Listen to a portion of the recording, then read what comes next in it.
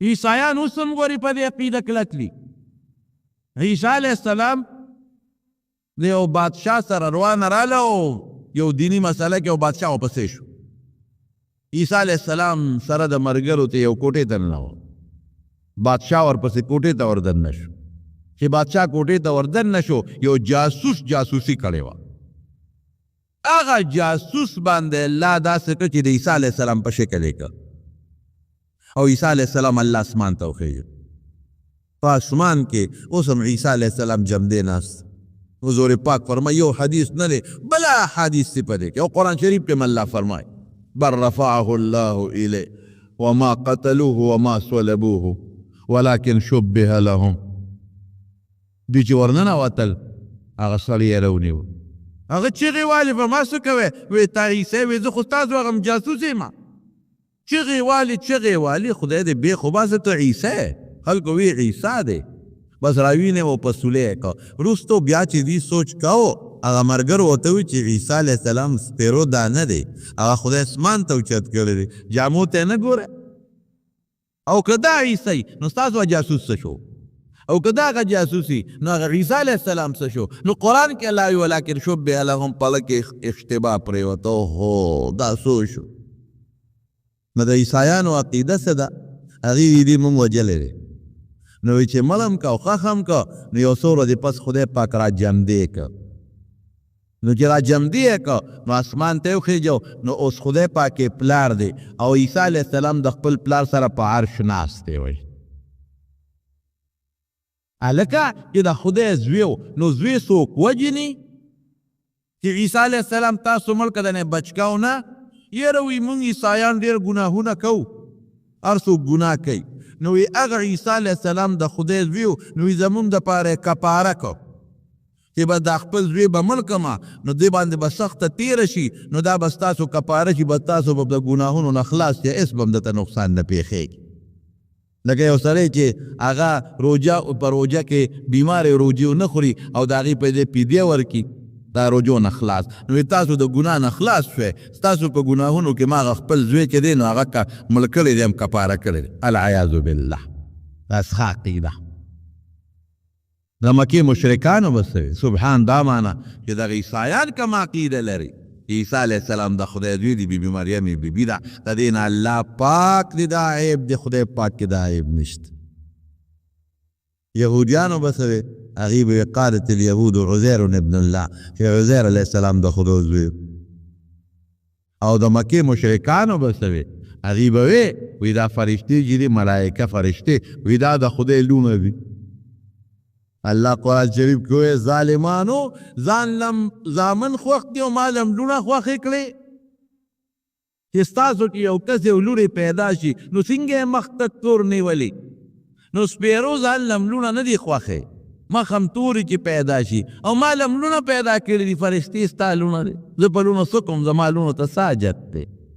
سبحان دقه معنا ده. عیسایان وایي چې خدای له بچې مونږ وایي الله د دې نه پاک دی. یهودیان وایي عزیر علیه السلام د خدای زوی مونږ وایو الله د دې نه پاک دی. او د مکې مشرکانو وایي فرشتې لونه دي. الله وایي زما لونه نشته بیبي نشته. هلکه اوس ووایه معنی ښایسته ده که نه ده ښایسته؟ نو ځکه نبي علیه السلام فرمایي دوه خبرې دي حبیبتان الی الرحمن د رحمان خوښې دي د الله ډېرې خوښې وي. د حضرت عیسی علیہ السلام متعلق میں خبره تیره جمعه هم کړې وه او د یهودیانو چې د هغه په حق کې کوم د ظلم اراده وه د هغې مې هم څه بیان کړی. د عیسی علیہ السلام چې کوم خاص ملګري و هغې ته به حواریین وي او حواریین به ورته ولې وي. نو بعض علما وایي چې دوی به سپینې جامې اغوستلې پاکې صفا لکه اوس هم چې کوم خلک منس اودس کوي داسې د نیکانو مجلس کې ناسته کوي نو پاکې او سپینې جامې اغوندي. او نبی کریم صلی الله علیه وسلم د سپینو جامو صفت هم کړی دی چې بهترین خیر ثيابکم البیض ستاسو بهتر جامې سپینې دي. او بیا فرمایي چې کفنو فیها موتاکم، مړي چې ښخوی نو په سپینه جامه کې په سپین څادر کې ښخ کې. نو هغوی به سپینې جامې اغوستلې، ځکه ورته حواریین وایي. او بعض علما وایي نه، حور د صفاوالي او سپینوالي ته وایي. د دې زړونه صفا و، لصفاء عقائدهم، زړونه صفا و پاک و د عیسی علیه السلام په سچه مسلمانانو، ځکه ورته حواریین وایي. بعض علما وایي چې نه دي به جامې سپینولې، دوبیانو. او ما تاسو ته تېره جمعه ویلي مو چې د دې یو معجزه عیسی علیه السلام لیدې وه. نو د هغه معجزې د وجې نه دی بیا په عیسی علیه السلام دی ایمان وروړ، مسلمانان شو. او ذاتي جامې پاکونکي او جامې سپینونکي دوبیان او ډېرې معجزې د عیسی علیه السلام یې د نږدې نه لیدې وې، نو دی خاص برګري. څوک وایي دوی به کبان پاکول، خرڅول به، او دی یو ځل دریاب کې جالونه اچول، حضرت عیسی علیه السلام پې د پاسه راغی.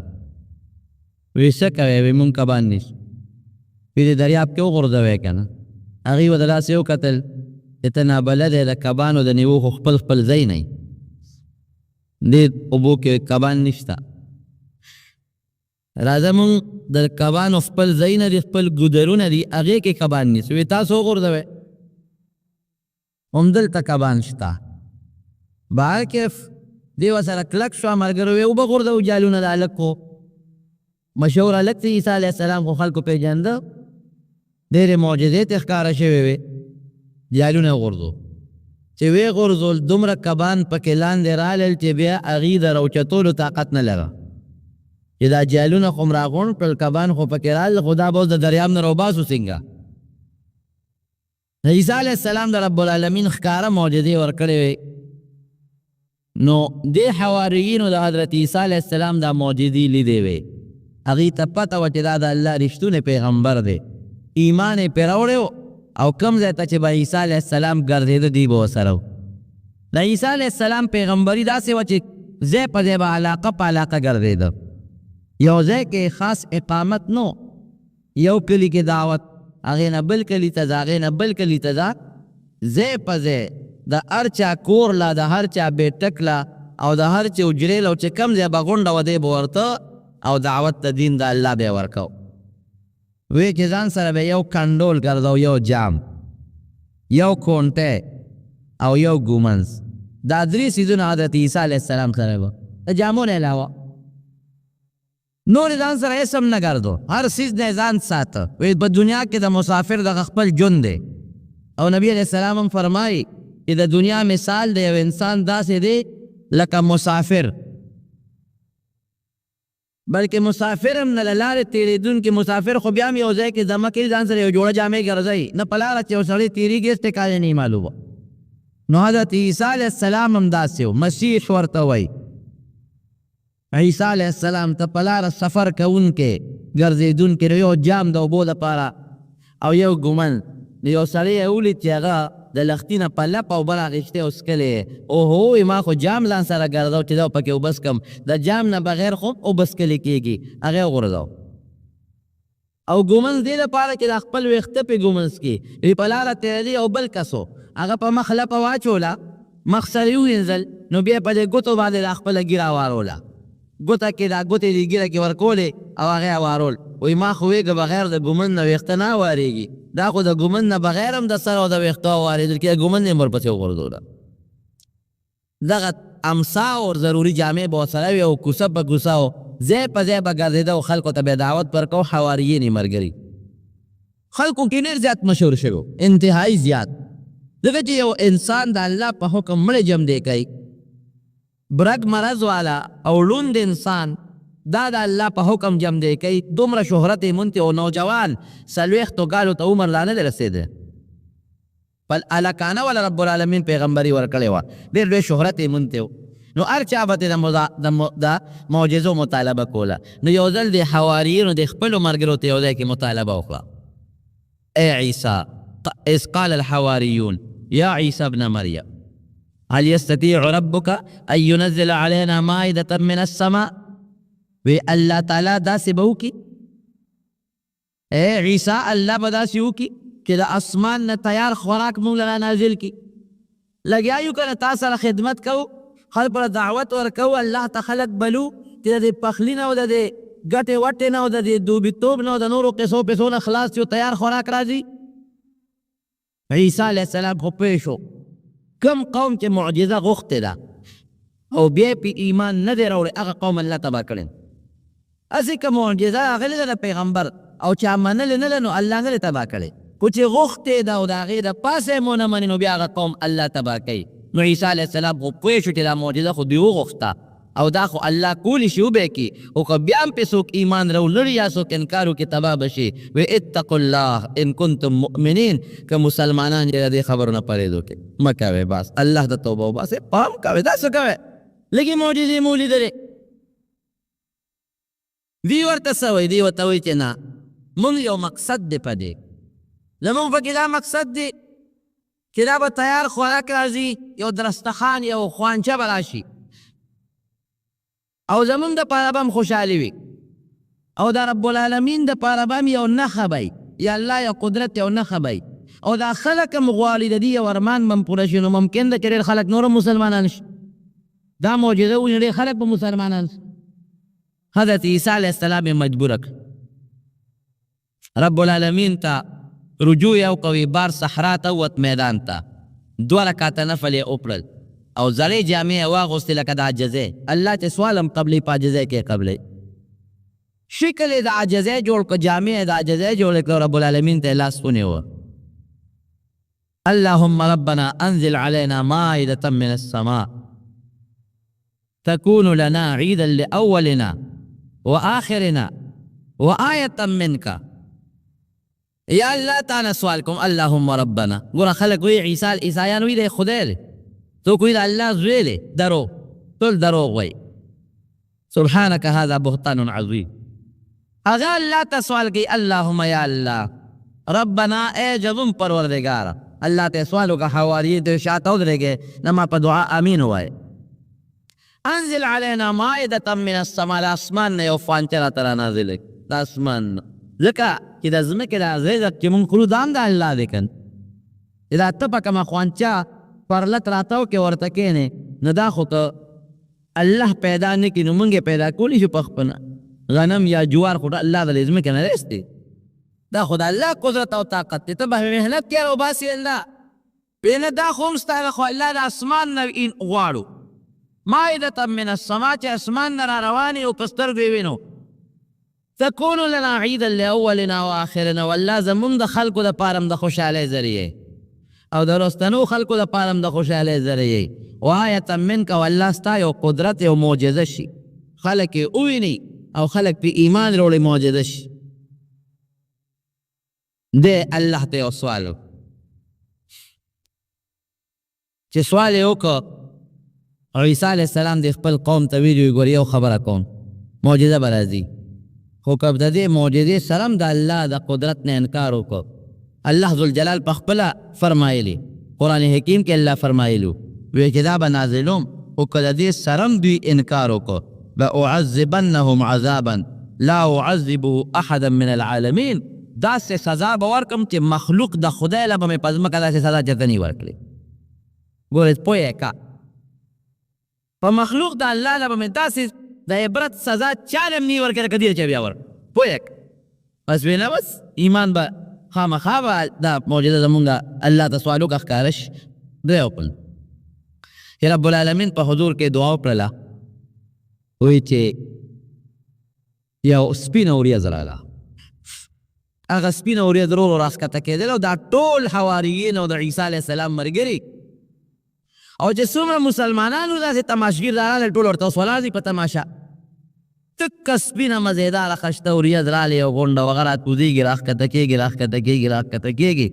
ځمکې ته راورسېده یو پلاو میدان کې وریځ راغلې هله په څېر سپینه وریځ ني بل شی نین هغه وریځ کې دننه الله یو درستخان راکوز چې ځمکې ته هغه وریځ راغله وریځ ختمه شوه نو درستخان راښکاره شو لوی درستخان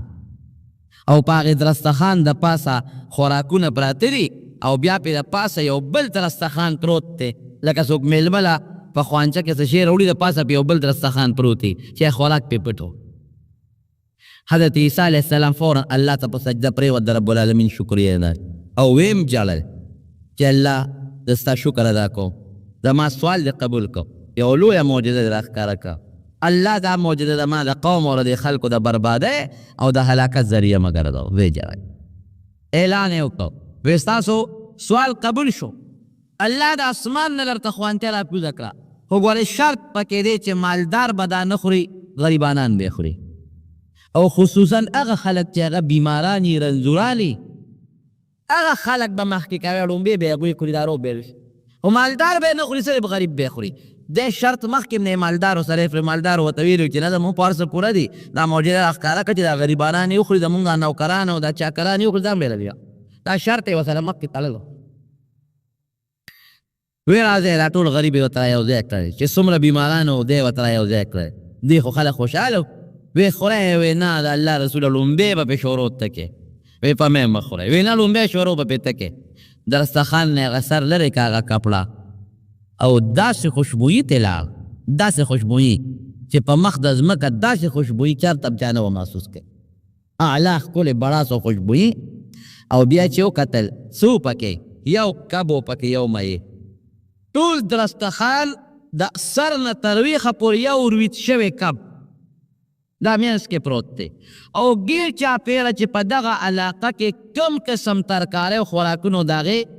ډونګې یعنې د هغې لوښي د هغې کټوۍ پرته قسم هغه زمانه کې چې کوم قسم ترکاري وه هغه ترکاري د هغې ځای په ځای کټوۍ لګېدلې دي د هغې ډونګې د هغې لوښي پراته دي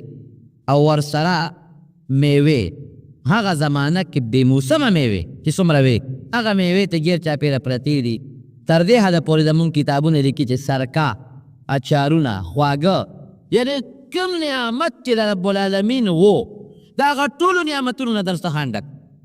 او منځ کې رویت شوی مزېدار اعلی کب پروت لګیا دي خوراک شروع خلکو ته خوراک د الله دسترخوان الله اکبر زمونږ د انسان دسترخوان او بیا د رب العالمین د سخي ذات دسترخوان او چې د پیغمبر معجزه او د پیغمبر په دعا راغلي نو دې کې که زه ډېر هم تقریر وکړم چې دا شی و پکې دا شی و پکې دا نو دا زه نه شم کړو فایده او برکت پکې څوم داسې ډوډۍ چې چا څومره به خوړه شربتونه ورسره اعلی قسم زنجبیل د جنت شربتونه ورسره هغه ورسره څکه نه خو په دې ډوډۍ کې ناشته چې د چا به خېټه خراب ده نه پکې ناشته چې په چا به دل راولي ولې د الله مېلمستیا ده نه په دې خوراک کې تاشته چې چاله به تکلیف ورکړي بلکې کوم بیمار چې لوړی خوري جوړېږي دا پکې بیا برکت دی څومره مریضان چې راځي او خوراک ته خوري جوړېږي د ډاکټر او د طبیبانو نه خلک خلاص شو بعضې علما وایي روزانه به دا خوانچه راتله او بعضې علما وایي نه یو د اتوار په ورځ به راتله خلک به ورته ناست وو خو دا بعضې علما چې څوک وایي د اتوار په ورځ به راتله چې دغې خلکو به دغه اتوار د دې نه ډوډۍ وخوړه تر بل اتوار پورې به معلو ډوډۍ ته به یې ضرورت نه مات او څوک وایي نه چې روزانه به راتله دوی به ورته ناست وو دقه سپینه ورځ به راله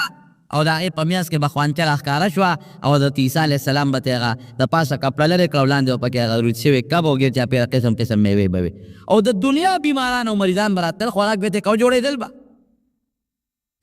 40 دن 40 ورځې پرله پسې دا خوراک راغی 40 ورځې متواتر سازش شروع شو صاحب سازشونه خو شته که نه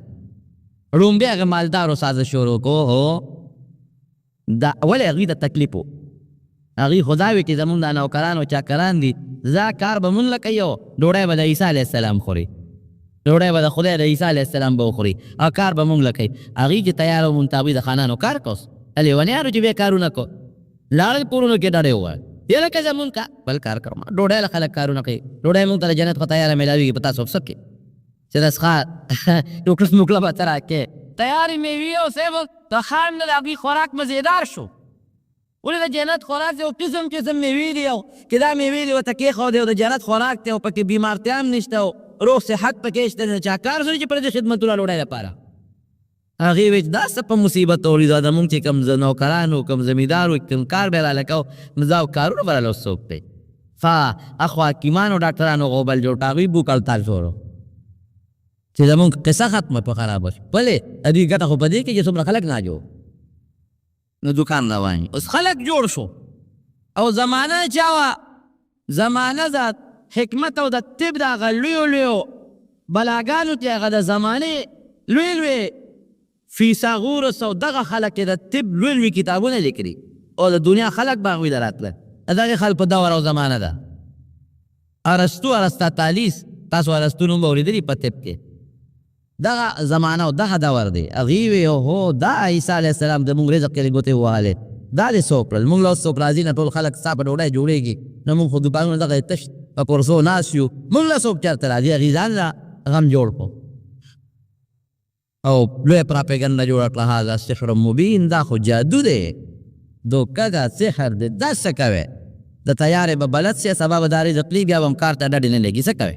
خلک یې راوچت کړل صاحب لویه هنګامه جوړه شوه عیسی علیه السلام پس لوی نفرت بادشاه هم راوچت شو د بادشاه وزیران او دا خلک لوی غوبل یې جوړ کړی یاره داس هلک مصیبت یې مونږ ته جوړ کړی دی کله ماشومانو ته وایي کور کې ګوټ کې خوراک کړو ته وشه راواخله ټول ماشومان راته په دې لمسئ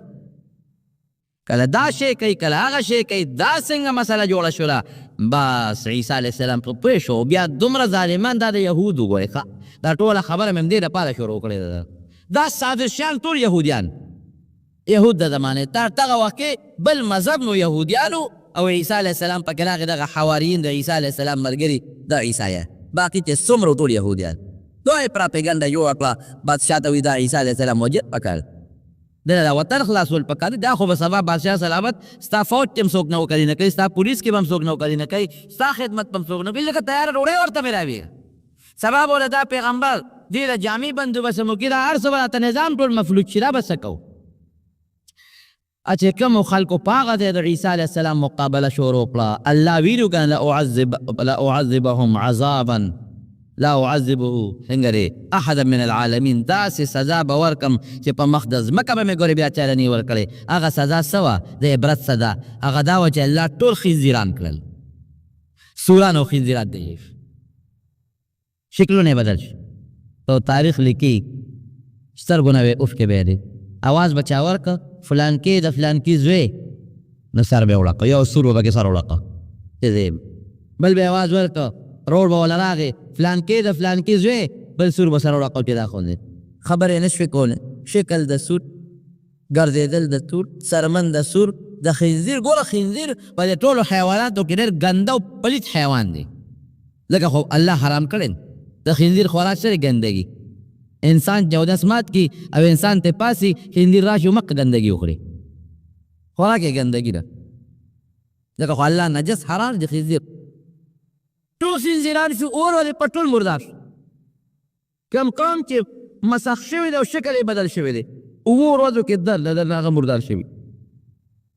بعضې خلک وایي دا بیزوګان او دا وایي هغه قوم دی چې هغه مخکې الله شکلونه بدل هغې اولاد دی چې الله جاله شکلونه بدل کړي نه نه نه کوم قوم چې مسخ شي د هغوی اوو ورځو نه زیات ژوند نه اوو ورځو کې دننه دننه مړه شي د دې بیزوګانو په شکل بعضې قومونه مسخ شي چې هغه سوران او خنزیران شو بس علاقه کې نور هم غوبل جوړ شو خو د چا به پلار و د چا به رور و د چا به زوی بس لوی پراپیګنډه جوړه شوه چې یاره بس دا عیسی علیه السلام بادشاه ته خلکو رجوع کړه چې دنه مونږ خلاص کړه دی ووجه مړی کړه دې نه مخکې حضرت زکریا علیه السلام غریب په ونه کې کړی حضرت یحیی علیه السلام یې په چاړه حلال کړی دی په څورو پیغمبران یې شهیدان کړي دي د یهودیان بس بادشاه اعلان وکړو کوم ځای کې چې حضرت عیسی علیه السلام ویراوي نیسي بس د دې علاج دا دی چې دی به وجو پرېږدو یې نه او دله مونږ سزا ورکړو عیسی علیه السلام سره د خپلو حواریینو ملګرو کله یو ځای ته کله بل ځای ته هغه ته خو پته وه دا خو د پیغمبرانو د وجلو بلد خلک دی دی خو په شواروس کې دننه په سونو پیغمبران وجلي دا یهودیان دا ډېر انتهایي سازشیان د دې په زړه کې چې کوم سازش پروت دی نبي کریم صلی الله علیه وسلم خلاف خو ورته پته وه چې دا د الله پیغمبره فلما جاءهم ما عرفوا به ما عرفوا كفروا به الله قرآن کې فرمایي وی چې هغه پیغمبر ولا راغی چې دی او پیژل چې الله رسول پیغمبر دی بیا بیا پاسه کفر نبی علیہ السلام یې پیژنده ورته پته ولا هغې په کتابونو کې باقاعده د نبی علیہ السلام اوصاف موجود پراتو چې د آخر زمانې پیغمبر بناته خلکو ته به وی وی ګوره د آخر زمانې پیغمبر به یو دا به شکل یو داسې کار به کوي یو داسې اوصاف به وي او مونږ به د هغه مرسته کوو لکه اوس چې مونږ د مهدي او یا د عیسی علیه السلام خبرې کوو داسې به د یهودو د نبي علیه السلام صفتونه کوو خو چې پیغمبر علیه السلام څنګه مدینې منورې ته راغی او دوی ته پته ولګېدله اوهو دا خو به زموږ مشري ختمېږي که په د ایمان راوړو نو کفر خو د مدینې خلک ولې مسلمانان شو ځکه دوی ورته د پیغمبر علیه السلام هغه اوصاف بیان کړي چې نبي علیه السلام راغی هغوی خو پېژند چې دا خو واقعي رښتونی پیغمبر دا خو ماغه دی چې یهودو مونږ ته د هغه صفتونه بیانوه دی خو ماغه کار کوي چې مونږ ته به یهودو څه نو د مدینې خلکو چې د یهودو نه کوم صفت اورېدلی و د هغه صفت په بنیاد هغوی په پیغمبر علیه السلام ایمان راوړه او یهود پې کافر پاتې شي عبدالله ابن سلام لوی یهودي و دا یهودیانو مشر و راغی نبی کریم صلی الله علیه وسلم ته مخامخ ورته ودرېده یو څو تپوسونه یې ترې وکړل چې تپوسونه یې ترې وکړل لاس یې ورکړو د الله پیغمبر الله دې خواته اسلام یې راوړه مسلمانان پاغه تک خدای پاک مسلمان ته وی ان وجهک لیس بوجه کذاب ای پیغمبر ستا مخ د دروغجن سړي مخ نه دی و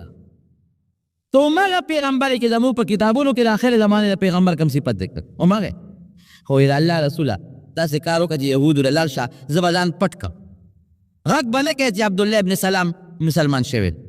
ولې که پته خلکو ته پته ولګېده نو بیا به قصه بدلې غږ مه کوه زه به هغې کې کښېنم دی لاړ ټول یهود یې راغونډ کړه تاسو راځئ د آخرې زمانې د دعوه کې د پیغمبرۍ څو خبرې ورسره وکړو نبي علیه السلام ورته تپوس ترې کوي مخکې خو هغه ایمان راوړو ځان یې پټ کړه وی عبدالله ابن سلام تاسو کې څوک شته یهودي وی څنګه سړی دی وی خیرونه مونږ ټولو کې غوره سړی دی بهترین وی نسب یې څنګه دی ابنو خیرنا زمونږ په بهترین نسب والا سړی بهترین پلار نیکه په نسب ډېر اعلی او ډېر بهترین او ډېر ښه سړی دی وی که د عبدالله ابن سلام مسلمان شي تاسو به ایمان راوړه وی خدای دې هغه د ایمان نه وساتي هغې خدای د ایمان نه وساتي ستا د ایمان نه هغه اسلام نه راوړي وی کم یو دی پوهېږه اپاسېږه بیا اشهد ان لا اله الا الله واشهد ان محمدا عبده ورسوله ځکه نبي علیه السلام خو مخکې دعوت ورکړی هغې سوالونه جوابونه هم ورکړي وی تاسو چې څو یې مو پېژند او ته رښتونی پیغمبر او زما در باندې ایمان دی اوس وی څه وایې وی شرنا وابنو شدنه وی ګنده سړی بل نشته او نسبي وی دا خراب سړی وی نبي علیه السلام د عبدالله ابن سلام وی صاحب دغه نه یارېدم و دا بهتان والا قوم پخپله وی ان الیهود قوم بهتون عبدالله ابن سلام وی زما دا قوم یهود داسې قوم دی چې بهتانونه تړي یو دل دی چا تپوس وکړي قرآن حکیم کې الله فرمایي یعرفونه کما یعرفون ابناءه یهودیان دا نبی علیہ السلام داسې پیژنې چې دی رښتونی پیغمبر دی لکه خپل بچی چې سړی څنګه پیژني دا د مت وی وی دا رښتیا دي عبدالله ابن سلام ورته څه وی وی بلکل وی په خپلو بچو کې م شک شته او په ده کې م شک نشته د خپلو بچو نه ښه پیژنو چې دا د الله رښتونی پیغمبر دی وی ځکه بچو کې م شک ځکه دی چې پته نه لګي چې ته ښځې م غلطي نه یې کړې مونږ ته پته نه لګي چې ته او ده کې هم دا شک نشته دا راته پوره سوچه دی ټول قوم ته مې پته ده چې دا د الله رښتونی پیغمبر ظالمان د یهود د هغې له پاسه پېژند ایمان یې پرې راوړل خیبر کې زهر ورته واچول په چیلی کې میچلې پلې بلې اوچت کړو نبي علیه السلام دی دعوت ورکړه پرې راغورځوه الله ته بچ دا دومره خطرناک قوم دی یهودیان نن څومره خلاف سازشونه چې د مسلمان جوړوي د عیسایان قمقل دا تاریخ هم لیکي دا خو ګورئ که نه تجزیه ګورئ د اخباري رسایلو دي به راته د تجزیو کې هم لیکي عیسایان قمقل د یهودو خیال دی دوکه کوي خطا کوي مونږ عیسی علیه السلام څومره احترام وایه که نه پیغمبر دی د الله مقرب بنده دی پیغمبر دی مونږ وایو اسمال کې جم دی ناست مونږ یې دونه احترام کوو او د یهودو اوس هم دا عقیده ده چې دی مونږ وجلی دی او بیا راجم دی شوی دی هغې خو یې مونږ وجلی دی عیسایان بیا راجم دی شوی دی او صاحب هغه دوستان دي سره یو بل سره د مسلمان خلاف په سازشونو بهر کې بادشاه هیرودیس بادشاه دغه وخت هغه اعلان وکړو راوینیس دی به پانسي کوو نو د هغې خلکو پانسي به دا وه چې یو لرګی به یې بره وتړه لوی لرګی وګه او د هغې د پاسه به د دې مینځ کې داسې یو بل لرګی په پلنو باندې ټک کړو نو سړی به یې ورته اوچت کړه بیا سه یې پرې خور کړو دا لاسونه به ولا په هغه لرګي خواره کړل نو په دې لاسونه به ولا میخونه ووهل په دې لاسونه په دې سینه به ولا میخونه ووهل غرغب میخونه به دا خپې به ولا دواړه یو ځای کړې په هغې به ولا پاسه میخ وو دې به اویزاندو په دا سولی کې دې ته به سولی صلیب په هغې کې به اویزاندو مارغان به راتل او غوښې به یې ترې خوړلې او په هغې کې به ترې څه ووهل صلیب یې جوړ کړه وی دا پریدونه دې وجنو ګرد یې ورپسې را پیدا کړه حضرت عیسی علیه السلام یو ځای کې ناست و خپلو ملګرو سره او دوی راله دغه علاقه محاصره کړه د بادشاه د سپایان چې محاصره کړه معلومات یې وکړل وی دې کوټه کې ناست یو مخبر ورغله وی زه ورځم زه یې ګورم رب العالمین عیسی علیه السلام اسمان ته اوچت سوری شو قرآن حکیم کې الله او هغه الله پاک اسمان ته پورته کړ بالکل جم دی وما قتلوه وما صلبوه ولكن شبه له فذلك الله فرمای بل رفعه الله الیه وما قتلوه یقینا الله وی بالیقین لرته کې دوی نه وجنې ما ځان ته اسمان ته پورته کړی هغه اسمان ته پورته کړو چې هغه کم سیړي کوټې ته ورننوت دی ورته هغه سیړي ورته ویلي چې د په کومه کوټه ورننوتم ما پسې راځه دې کوټه کې چې ورننوت د هغه شکل الله د عیسی علیه السلام ته مری نه پورته شکل لاندې نه مری نه پورته شکل د هغه د عیسی علیه السلام دې وایل بس کلک یې هغه راونیو هغه ویل زه نه یم څه کوې دې نه مخکې شه مخکې کېږي که نه مخکې کېږي بویه ته د چغې والد ما بولې ستا دغه ملګري نه یم شابه مخکې شه ته زموږ ملګري له کم دی نه شکل یې د عیسی علیه السلام بویه ته سولی ته یې ور وخېږه چې ور ویښېږه همغه چل یې ورسره وکړ مړی یې کړه جامې ته یې خوا شوې ګوري لکه دا خو زموږ د هغه مخ خو یې د عیسی علیه السلام په شانتې دی خو لاندې لاسونه او سپې خو یې زموږ د هغه ملګري دي نو نو وی لکه هغه عیسی علیه السلام که دی وي زموږ ملګری څه شو او که دا زموږ هغه ملګری عیسی علیه السلام څه شو قرآن کې الله وی ولکن شبه له په لوی شک کې پرېوت یې مصیبت کې پرېوته بل رفعه الله الیه الله وی ما ځان ته پورته دی خو یې موږ مړ الله وی ما قتلوه نه یې وجلې دی او ما صلبوه نه یې فسولی کړی دا د الله قرآن اوس داسې عیسایانو څه عقیده ده د عیسایانو اوسنۍ عقیده دا ده چې مور ورپسې جړل نو بیا الله دې را جم دی که او مور له راغی او په یو غار ته ننوت او دا عیسی علیه السلام د الله زوی دی العیاذ بالله او ځان سره اوس الله بوتلی دی او بندیم او دا زموږ عقیده ده الله له نه زوی شته او نه ولا لور شته دا الله زوی ته حاجت دی په زوی څوک څه کوي زوی خو خلک دی له کوي چې زه بوډا شم چې زما خدمت وکړي نو په الله بوډاوالی نه راځي زوی خلک دی له نیسي چې زما د مرګ نه پس به زما وارث نو په الله مرګ نه راځي الله د بچو نه د لونو د اولاد نه پاک دی الله له داسې څیزونه نشته نو عیسی علیه السلام رب العالمین بر اسمان ته وخېږي نبی کریم صلی الله علیه وسلم فرمایي د قیامت نه مخکې به بیا عیسی علیه السلام راکوزېږي دنیا وعدې نه دی کړی د 33 کالو په عمر کې به اسمان ته ختلی دی 33 کاله عمر یې اسمان ته لاړ بیا به کله راکولیږي هغه وخت به راکوز شي چې په دې علاقه کې فتنه راشي او داسې فتنې راشي لکه اوس چې کومې فتنې روانې دي په ټوله دنیا باندې د عیسایانو حکومت بشي تر دې حده پورې چې د مکې مکرمې او د مدینې منورې ګاونډ ته به هم د عیسایانو حکومت ورسي الله یې دا ته ورغه اوس نه راولي کله چې مونږ اندازې ته ګورو ځای په ځای او زري رخپې خخۍ یو یو ځای کې پې جمعوئ خو انشاءالله چې دغه زمانه ده د دې نه مخکې هم دوی عیسایانو په دې دنیا باندې یو وخت قبضه کړې وه جنګ ازادي و هغه 1857 هغه قصې پسې تاسو اورېدلي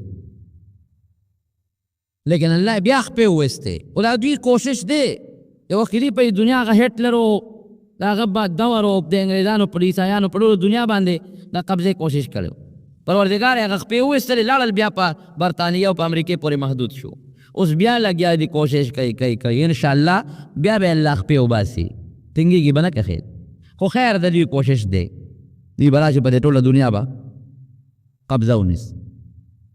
چې په دې دنیا باندې دوی قبضه وکړي عیسایان دغه وخت کې به رب العالمین بیا حضرت مهدی را پیدا کړي مهدی به پیغمبر نه یو نیک انسان دی ډېر خلک به دغه وخت کې د مهدیتوب دعوه کوي ځکه مسلمان به ډېر کم وي مسلمانان بلے پدے پالاقو کی خو پٹ بئی لگ بئی، شام کے بئی لگ بئی، مکہ مکرمہ کے بئی، مدینہ منورہ کے بئی، اور جانی با اللہ تا فریادون بکئی. بیت المقدس بئی آغی پا قبضے لتلی، گیر چاپیر علاقے چی سمر جا بطول کافر و قبضے لتلی. ہوئی مہدی با پا مدینہ شریفہ کے را پیداش او د خلقو نه بدی را تختی نو مکې مکرمې ته به راشي او په مکه مکرمه کې به خلق د سره بیا د خلافت بیعت وکړي، دی به د خلقو مشر شي، لاس به راونیسي او نښه به یې سي، نوم به یې د پیغمبر علیه السلام فرمایي زما د نوم په شانتي محمد به نوم، د پلار نوم به یې زما د پلار د نوم په شانتي عبدالله، د مور نوم به یې زما د مور د نوم په شانتي آمنه، او ظاهری شکل او خوی به هم زما په شانتي، او دوه به یې غټې نښې وي، دوه یو نښه به یې لۍ چې په دغه روژه کې چې خلک د سره د بیت الله په خوا کې بیعت کوي، د شپې به سپومۍ تندر نیسي، ټوله دنیا به ورته وګوري چې سپومۍ تندر ونیوه، او په 15مه روژه باندې به نور هم تندر ونیسي، هم په د روژې په میاشت کې به سپومۍ هم تندر نیسي، او د هغې روژې په 15مه روژه باندې به نور هم تندر نیسي، او دی به د مقام ابراهیم سره خوا کې وي چې خلک به یې د لاس نه راونیسي او بیعت به ورسره وکړي، او غټه نښه به یې بله دی چې د اسمان نه به یو غیبي اواز وشي، هذا خلیفة الله، دا د الله خلیفه دی مهدي، اطیعوا له واسمعوا له، د اطاعت تابعداري وکړئ او خبره یې واورئ، دا یو غیبي اواز به وشي، دا به یې غټه نښه وي، بس خلک به یې راونیسي او بیعت به ورسره وکړي، خلیفه به یې کړي خلک، او د دغه عیسایانو خلاف به دې جهاد شروع کړي. نو دې به ځان سره د مکې مکرمې او د مدینې منورې لښکر راوالي او دمشق شام ته به راشي، عیسایانو سره جهادونه به شروع شي، کله یو طرف ته جهاد، کله بل طرف ته جهاد، عیسایان هم پکې مري او مسلمانان هم شهیدان کېږي، او دې به بیا راشي بیت المقدس ته چې لا کوم موجوده شام دی دا علاقې ته به راشي، دا به بله فتنه به راوځي، دغه مخکې د عیسایانو فتنه وه، بله غټه فتنه به راوځي چې هغې ته به د دجال فتنه وایي، دجال به راوځي، دا یو لوی خبیث په زنځیرونو په جزیره کې تړلی، دی به راخلاص شي او دی به ګرځي په دې خلک به په ایمان راوړي، دعوه به کوي چې انا ربکم، ستاسو رب یم، انا الهکم، ستاسو لوی خدای یم، ته ما ایمان راوړئ، خلک به لګي دغادل به ایمان به پې خلک راوړه، ولې ځکه چې هغه سره به ډوډۍ به نن سبا خلک ډوډۍ لپاره هر څه پرېږدي، هغه سره به مالي دولت به د ځمکې دا خزانې چې په لاره ځي، الله به داسې قدرت او طاقت ورکړي چې په دې غرونو کې یو ځای په ځای څومره سره زر او سپین زر پراته وي، هلته به ورته پته وي راوبغورځي ځمکې ته راوباسه دا سپین زر سره زر دی، او سره زر به میدان ته راوباسي، نو چې خلکو له وروره څوک سره او سپین ورکوي په ایمان څوک څه کوي، د پیسې دپاره قسم دی چې خلک ایمانونه نه چې هر څه پرېږدي، ولې نه پرېږدي؟ دا چې څومره د امریکې او د یهودو ایجنټان دي دا څوک دي؟ دا مسلمانان دی، د پیسې دپاره د یهودو ایجنټي کوه، د پیسې دپاره د عیسایانو ایجنټي کوه، د پیسې دپاره د مسلمانانو خلاف سازشونه کوه، د پیسې دپاره دی، نو خلکو له پیسه به ورکوي، دولت به ورکوي، مال ډوډۍ هر څه به ورکوي، او ګرځي به په دې ټوله دنیا باندې چکر به لګوي، او چې څوک یې خلاف کوي ورسره به اور روانې، اور هغه اور کې به یې غورځوي، او چې څوک په ایمان راوړي خوشحالی به وله ورکوي، نبي علیه السلام فرمایي چې ګوره د هغه اور جنت دی، او هغه سره چې کوم مال او دولت او باغونه وي دغه جهنم دی، څه مطلب؟ که اور ته یې وغورځولې یارېږه مه، نیغ به جنت ته دی، او که خوشحالی یې درکړی نو ظاهر کې خو جنت دی، خوشحالي ده، باغونه، مال، دولت دی، خو دا د جهنم ذریعه ده. د مدینې منورې خواله به ورسي، وی دجال به په ټوله دنیا ګرځي، صرف مکې مکرمې او مدینې منورې ته به نشي داخلېدی، د دې دواړو ښارونو په لارو، په کوڅو، په درو باندې الله به فرشتې ودرولي، دې به نږدې کېدی هم ورته نشي، مدینې منورې دې خواله به ورسېږي، نو زلزلې به په دې دواړو ښارونو راشي، نو چې کوم په دې دواړو ښارونو کې خراب خلک وي هغوی به ترې راوځي د مکې مدینې نه، د ده ملګري به شي، نیکان به پکې پاتې شي، یو کس به راشي د دې دجال چې کوم څوکیداران دي هغوی ته وایي څه شو هغه دجال، هغوی به وایي ښه ده موږ د خدای ګستاخي کې، هغه زموږ خدای دی مړی کې، نور به ورته نه تاسو خپل خدای په دې تاسو ته نه چې زما متعلق څوک هر څه ووجنه بیا نه ماله به راولئ دی چې خپل خدای لی بوز او سړی به ونیسي دجال ته به ور مخامخ چې ور مخامخ یې کي ورته چې ورته وګوري او ما خو پوره یقین راغی چې ته همغه دجال یې چې د کوم مطالب هم ته دواړو جهانو پیغمبر ویلی دی ولې ځکه نبي علیه السلام فرمایي وایي دا ښه سترګه به لکه د انګور په شان تکه شنی ړنده به یې ړنده او لکه د انګور شین انګور په شان به بار روتې د شینولي په شان دی طبیعه به ښکاري او یې ګورې پوه شئ ای مسلمانانو الله ګورې ړوند نه دی د سترګه ړنده ده او په دې تندي د پاسه به یې لیکلي کافرې کاف الف فیرې کافر دا به په تندي د پاسه لیکلی شوي خو مسلمان به پې پېږي کافر به پې نه پېږي مسلمان به پېږي چې دی پې لیکلی نو چې څنګه ورته وګوري وی موږ ته زما یقین راغی چې ته هماغه خبیثې دجال یې د چا متعلق چې موږ ته د دواړو جهانو سردار فرمایلی دجال به یې د بټه راونیسي خلکو ته به وایي خلکه که دی زه مړ کم او بیا واپس جمدی کم زمون خدایي به ومنئ زما خدایي هغوی به ورته وایي صاحب مونږ پکې مخکې لا شک کله کړی دی ته خو هسې هم زمونږ خدای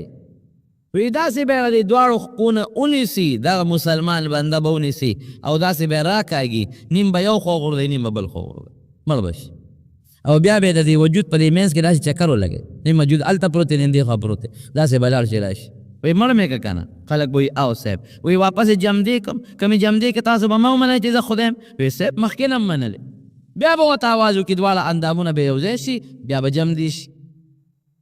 چې جمدې شي دجال به دې تپوس وکړي وی وایه که نه اوس مې خدای منې که نه وی اوس مې در باندې پوره یقین راغی چې هغه خبیث دوکه باز دجال دی اوس خو دې پوره ما ته خپل پیغمبر هم دقسې ویلي چې یو کس سره به دا چل کوي اوس مې پوره یقین راغی وی خرابي نیسئ بیا یې وجنه نبی علیہ السلام فرمایي چې یو ځل د یو سړی مړ کو دوباره نشي وجلی طاقت یې نشي پیدا کړی زور به ورکوي نه به یې شي وجلی وی ورسې چاړه راوړی چاړه به راوړي چاړه راوړي په مری به ولې ږدي نبی علیہ السلام فرمایي دا مری به ولې الله د تانبې په شان کړي وجلی به یې نشي اور به بل کړي اور یې که دې ته دله غورځوم اور کې به یې وغورځوي الله به پرې اور ګلې ګلزار کړي هغه سړی به خلکو ته چغه وایي دا څنګه خدای دی دا ما خو دې مړ کړي اوسه دا دجال دوکه باغ دا هغه ځای نه به دجال روان شي لویه فتنه ده جي نبی کریم صلی الله علیه وسلم د دجال ذکر کو په یو مجلس کې تمیم الداعی او صحابي دی هغه وی موږ ملګري ورسره دا نښې الله نبی علیه السلام زمانه کې لږې لږې ښکاره کړي وی په کښتۍ کې سوارو بدباني کښتۍ وه د هوا په زور چلېږي وی هوا د سمت مقابل بل طرف ته ناله زمونږ کښتۍ یو جزیرې ته یوړه وی هغه جزیره کې مونږ کوش انسان پکې نشته اوس په دې سوچ چې دا جزیرې کې د هوا دا طوفان ختم شي مونږ بیا خپلې کښتۍ ته وخېږو او روان شو په خیر جزیرې ته چې مونږ څنګه ورلو یو حیوان دی ناشنا حیوان دی او داسې ویښته دي پې او ببر ټول وجود یې په ویښتو کې ډک دی وی مونږ ته ویارېدو وی مونږ سره خبرې شروع کړو چې تاسو څوک یې مونږ وایي چې مونږ خو عرب یو وی مه یارېږئ زه جاسوس یم جاسوس خدای پاکه جاسوس دلته څه کوې دا خو لوی بلا ده دومره ویښته دي پې چې ټول وجود یې په ویښتو کې ډک دی دا څه بلا ده وی ما ته تعجب په نظر ولې ګورئ تاسو ورشئ اخوا د دې اونو نه اخوا ور وړئ هلته کې یو بله شی به ووینئ ما ملګرو ته وایي چې تاسو راځئ چې ورشو چې دا بل شی به سیله وایي چې هلته ورلو یو انسان دی چې په زنځیرونو کې تړلی شوی دی د خپو نه هم تړلی دی او د لاسونو نه هم تړلی شوی دی په غټو غټو زنځیرونو او یې ټوپ کي داسې اوچت شي او بیا راخلاص شي او یو لویه چغه وباسي وایي مونږ ته تپوس وکړه چې ته څوک یې ویارېدو ته وایي چې د دجال یم دجال تاسو د کوم ځای مونږ وایي مونږ د فلانکۍ علاقې وایي رانې تپوس وکړو چې یاره هغه د امیینو پیغمبر د نبی علیہ السلام یو لقب نبی الامیین دی هغه پیدا شوی دی مونږ وی او کوم ځای دی مونږ د مکې مکرمې نه تللی دی او مدینې منورې ته هجرت کړی دی ملګري شته که نه او ملګري خو یې شته جګړې ملګرې چا سره شروع کړي دي که نه او جي جنګونه خو ډېر شروع دي کله بیا وله شکست ورکوي کله په خپله ملګري دغه کي فلانکۍ علاقه کې چې هغه تبري ښار کې هغه دریاب دی هغه شته او جي شته وی ښه ان قریب ده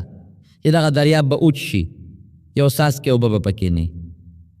او داسې څه نورې خبرې م راته وکړې مونږ ته څوک یې وایي د دجال نبی کریم صلی الله علیه وسلم لرایو او د دې نه مخکې نبی علیه السلام مبارک صحابو ته د دجال متعلق لوی تقریر کړی بیان یې کړی ډېر راغی مدینې منورې ته راغی پیغمبر علیه السلام ایمان راوړو مسلمان شو او د ایمان نه پس وایي صاحب یو قصه درته نه کو وایه وایي دغسې په لاره را روانو یو جزیرې ته لاړو دغسې یو شبله مې ولیدله وایي دې خلکو ته ووایه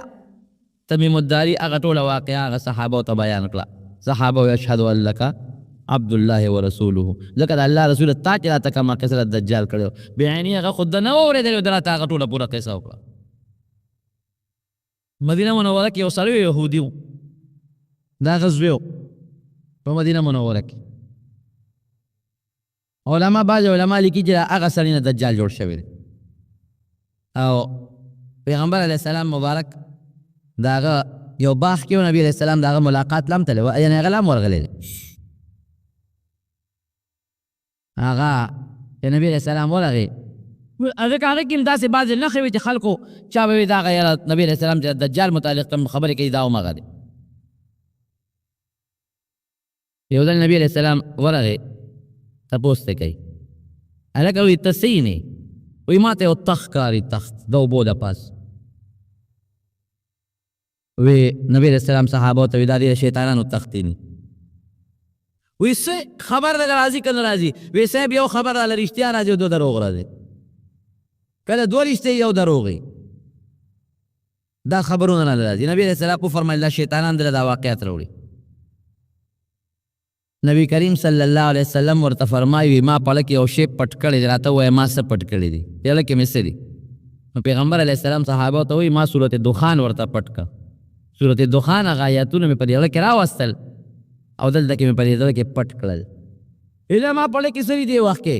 وی نور نه پوهېږم خو دخ پکې راځي چغه شروق شه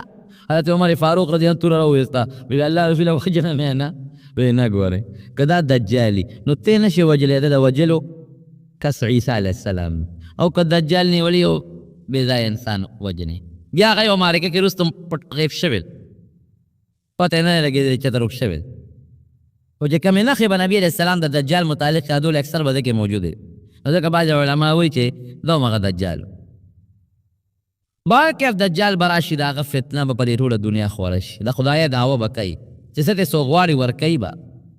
بلکې تر دې حده پورې یو قوم له به راشي چې تاسو په ما ایمان راوړئ هغوی به ورته وایي چې زموږ زامن مړه شوي دي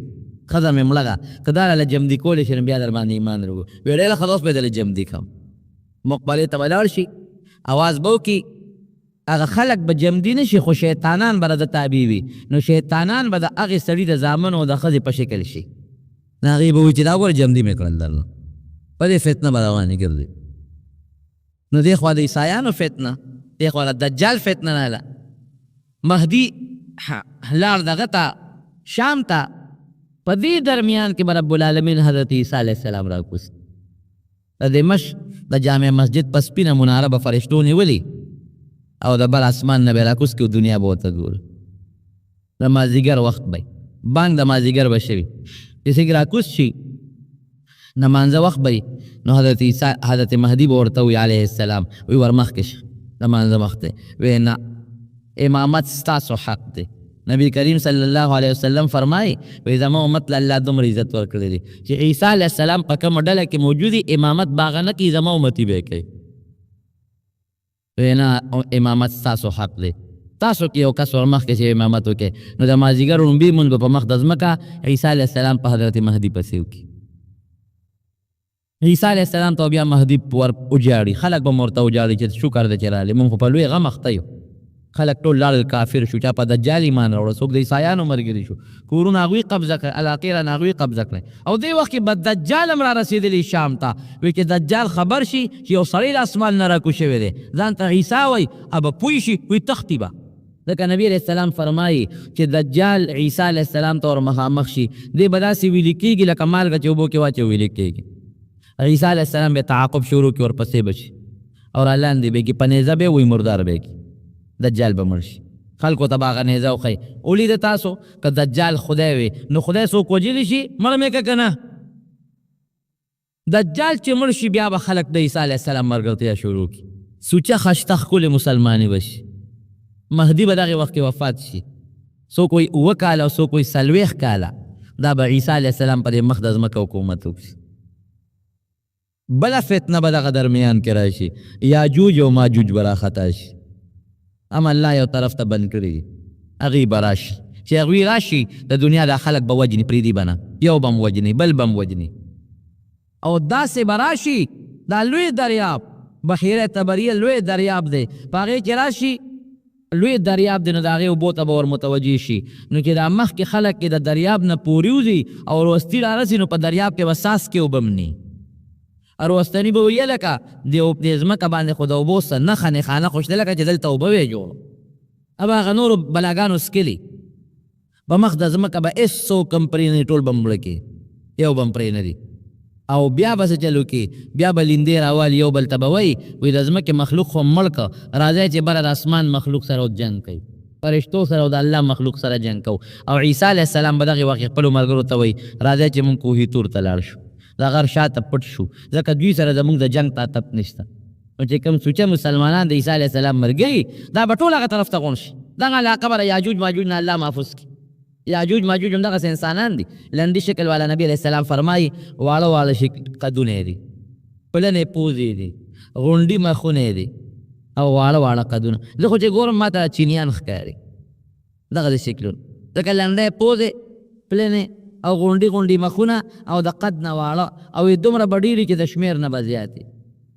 ممکن هم دې قوم کې خدای پاک دغه انقلاب راولي، پته نه لګي، الله ته پته ده. نو لیندې به راولي، الله به ولا رنګ کړي، د وینو رنګ به هغه غشي واپس رالیږي. وګوره که نه وي بره فرشتې مړې کړې، بیا به رب العالمین په دې ترخونو کې دانې راوخېږي، ټول به مړه شي. چې مړه شي بین به شروع شي، څښا بین. عیسی علیه السلام به الله ته فریاد وکړي چې یا الله د بین د لاسه مونږ ګرځېدې نه شو. نو بیا به رب العالمین یو لوی باران راولي او غټ غټ مارغان به د ځنګلو نه راشي، هغه مارغان به د دوی وجودونه اوچتۍ خوري به، او پسه به سیلاب راشي، هغه وجودونه به دریاب ته لو شي، ځمکه به رب العالمین پاکل.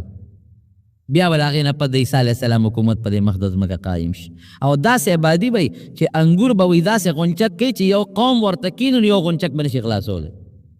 غټ غټ انار به میوې به، او د عدل انصاف حکومت به شروع شي. مدینه منورې کې به عیسی علیه السلام بیا وفات شي، او د نبی کریم صلی الله علیه وسلم چې کومه کوټه مبارکه کې دفن دی، نو یو ورسره حضرت ابوبکر صدیق دی، یو حضرت عمر فاروق رضی الله عنهما، د یو قبر ځای خالی دی. هغه نبی علیه السلام فرمایي دی کې به عیسی علیه السلام ښخېږي، هغه ځای کې به ښخ شي. نو د عیسی علیه السلام نه پس به بیا کفر راشي په دنیا، کفر به بیا شروع شي، مسلمانی به ختم شي، ورو به مسلمانان بري. کوم چې لږ مسلمانان پاتې دي، یو لوخاله لوګې به راشي، هغې سره به هغې مړه شي. دا خلک به په مخ د ځمکه داسې وي چې الله نوم به نه پېژني، الله به نه پېژني، او یو بل سره به داسې ژوند تېروي لکه د حیوانات د ځنګلو، دا سپي او دا خره، دا چې څنګه یو بل سره کم ژوند تېروي، دقسې ژوند به تېروي. نبي علیه السلام فرمایي علیهم تقوم الساعه، قیامت به هم په دقه خلکو راځي چې د الله نوم به نه پېژني، بربند به یې ټول لوغړ، او دقسې یو بل سره به ګنده زندګي او ژوند تېروي، په هغې به قیامت راځي. نو دا زمونږ عقیده ده چې حضرت عیسی علیه السلام اسمان کې جمدی دی، بلکل الله به یې راکوزوي. هغه صلیب به ماتوي کوم ته چې عیسایان سجدې لګوي، هغه خنزیر چې عیسایان ورته مقدس حیوان وایي هغه وجني، هغه به حلالوي او ختموي به، او خلکو ته به دا ښکاره کوي چې زه ګورې نه خدای م او نه د خدای زوی یم، زه د الله بنده. او اخیری جهاد د عیسی علیه السلام به دغه یهودیانو سره، او کتلی چې عیسی علیه السلام د یهودو د لاسه بل اسمان ته الله خې جوړوي. اوس په سازش د یهودو د عیسایانو د مسلمان خلاف شریک دی، شریک سازش دی، لیکن په منځ کې به د مسلمان نوزګار شو، دا دواړه د یو بل کلک دشمنان دي. ولې؟ ځکه یهود اوس هم د عیسی علیه السلام متعلق ډېر غلط سوچ لري، ډېر انتهایي غلط. مونږ ورته الله بنده وایو، مونږ ورته الله پیغمبر وایو، هغې ډېر غلط سوچ لري. نو خبره مې دې پورې کوله، یو خو د عیسی علیه السلام متعلق بیان مې درته او بل د یهودو او د دغې خلکو هغه سازشونه مې درته بیان کړل. نبي علیه السلام فرمایي چې کله دعا کوې نو په دعا کې یو دام وایي چې الله ما موږ د دجال د فتنې نه وساتې. هېڅ پته نه لګي د الله د انقلاب په لس کاله کې او 15 کاله کې دننه هم د انقلاب راوستی شي، د دجال د فتنې نه دې الله محفوظ وساتي. او رب العالمین دی د یهودو د عیسایان دا زور وبکي، دا دې ولا خدای ختم کړي، الله دې مسلمان له غلبه او الله طاقت ورکړي. دا خو ناوخته دا وایي چې اسلام آباد کې اجتماع دعا غواړي الله دې په خیر او په خوشحالۍ سر ته ورسوي امت او مسلمان ته دې رب العالمین فایده نصیب وګرځولي کې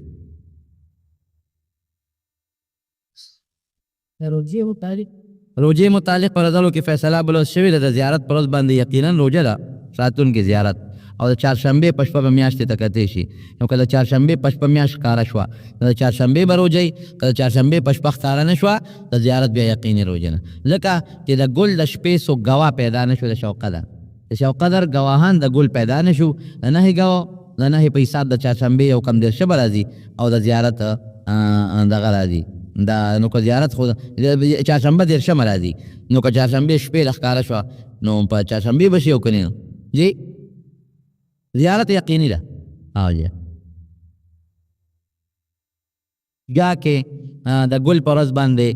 ختم دی د ترجمې عیدګاه کې د ماسپښین د مانځه نه پس به شروع کېږي او زمونږ مشر حضرت شیخ صاحب دامت برکاتهم هغوی به تشریف راوړي مازدیګر نه پس به د هغوی د ترجمې ختمي او پروګرام به د ماسپښین نه پس شروع کېږي موږ ټولو پکې شریکي یو تاسو ټولو د دعوت دی چې د ګل په ورځ راتلونې ګل په ورځ عیدګاه ته داسې 3 بجو خوشحاله تشریف راوړئ په واده کې د خور یا د لور په واده کې د الک د کور والا نه خلک روجې او دغه اخلي ډوډۍ موډۍ اخلي دا څنګه ده په شریعت کې دا ښه خبره نه ده بعضې خلک او د الک کور نه روجې اخلي او دغه ته اخلي دا ډوډۍ موډۍ ته اخلي دا ښه خبره نه ده خپلو میلمنو نه ډوډۍ ورکوي او د الک کور نه یې غواړئ که دې وس کېږي نو که دې وس نه کېږي څه ضرورت میلمانه پې خپل پاله ډوډۍ د هغوی نه اخلي دا زمونږ په دې وطن کې یو غلط رواج دی ښه دا څه خبره نه ده دا خو زما په خیال چې به بله جمعه چاته ووایم وخت ناوخته راشي دعا وکړئ الله د آفتونو مصیبتونو نه په امن کې وساتي د دواړو جهانو خیر هم نصیب کړي الله د فتنو نه محفوظ کړي الله د ټولو مسلمانانو منځ کې اتفاق او اتحاد راولي مردګانو دپاره دعا کوي څوک مسلمانان مړه دي الله ذوالجلال د ټولو مغفرت نصیب بعضې ملګري بیماران دي میره کې یو لږ بیمار دی سار راغلی دعا ورته وکړي هسپتال کې پروت دی الله تعالی دې له شفا ورکړي نور هم څومره مریضان دي الله ټول له شفا ورکړي که څوک قرضداران یې قرضونه یې خلاص کړي زمونږ د حلال رزق نصیب کړي الله د فتنو د دجال او د فتنو د قبر او الله د حشر د ورځې د فتنو د عذابونو په امن کې وساتئ د دواړو جهانو خیر هم نصیب کړي حاضره جمع چې څومره ده تا ته الله سوچت کړی دی الله زمونږ د دعاګانې قبولې کړي الله زمونږ دعاګانې قبولې کړي ګناهونه معاف کړي اخر وخت کې بخولي دا کریم نصیب کړي لا اله الا الله